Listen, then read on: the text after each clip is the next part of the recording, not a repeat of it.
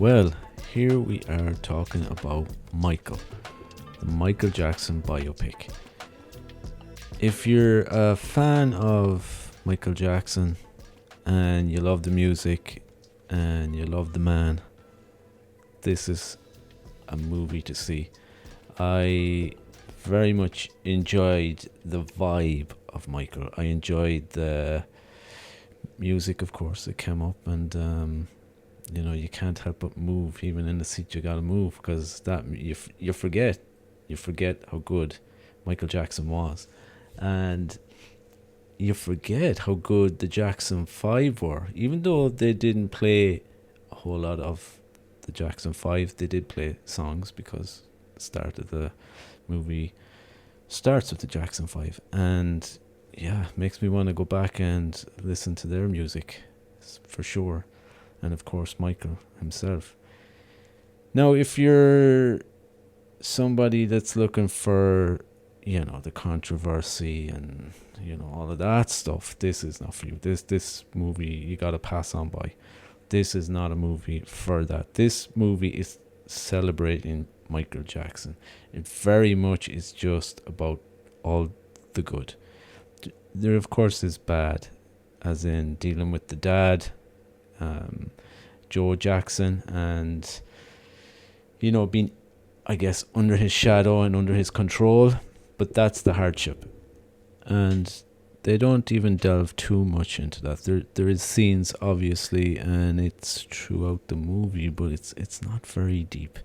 It doesn't go into it on a level, maybe some people would like. For me, I'd prefer to see that stuff in a documentary. And along with that, there is one or two other things. Like, it's, there's no real spoilers to give away in a movie that, if you know Michael Jackson, he had an accident. They deal with that.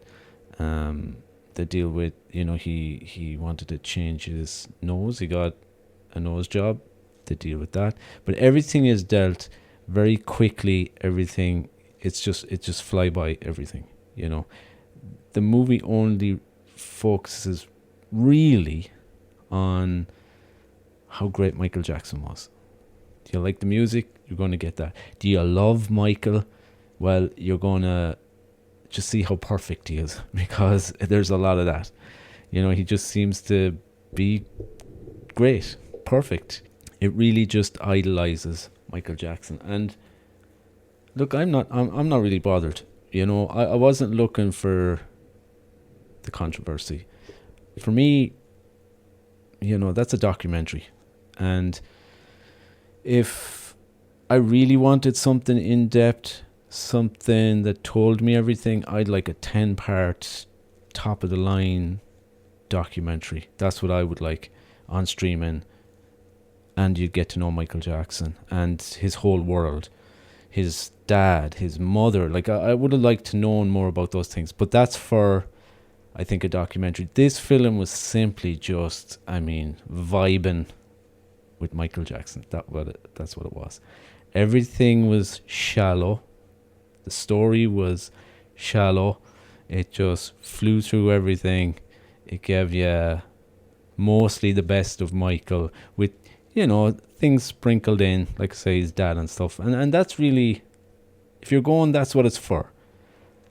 If you're, if you're a lover and you love what he does, who he is, at least up to that point, up to the point where the charges and everything come in, well then, happy days. That's what you go and see.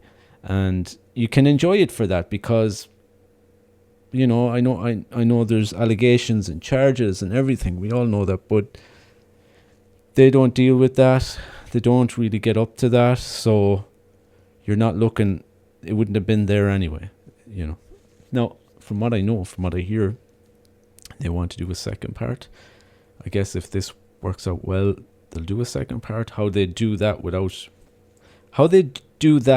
following on from this movie, I don't know, because it's very much just Michael is great.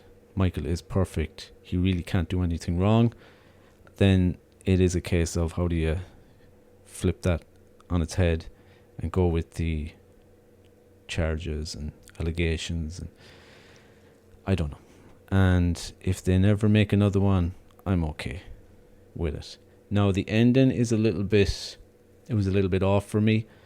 I believe that they had trouble making the final third of the movie because they had it shot, had it done.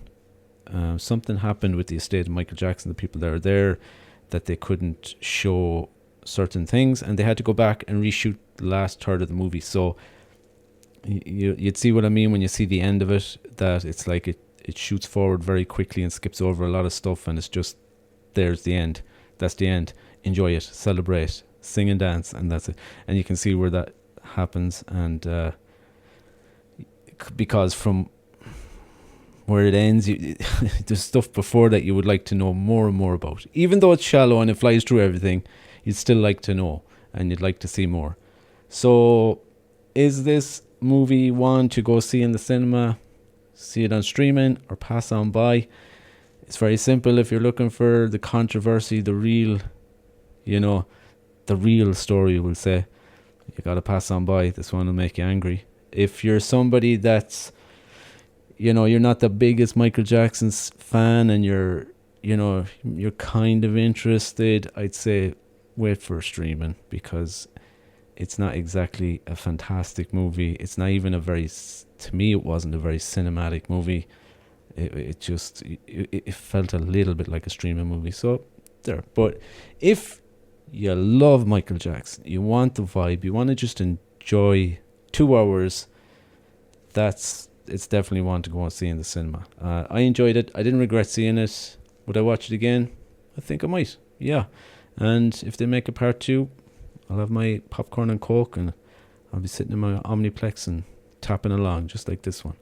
I don't need the real deal stuff. I'll wait for the documentary. I'm sure it'll come out at some stage. A real good documentary. And that's it. So if you're not going to that, go see something. Support your local cinema. Michael Jackson doesn't float your boat. I know Project Hail Mary is still there, and that is definitely a cinematic movie that is, near it. Will I say 10 out of 10? Probably not 10 out of 10. Is there such a thing? But it's up there. So go enjoy that, and enjoy your weekend.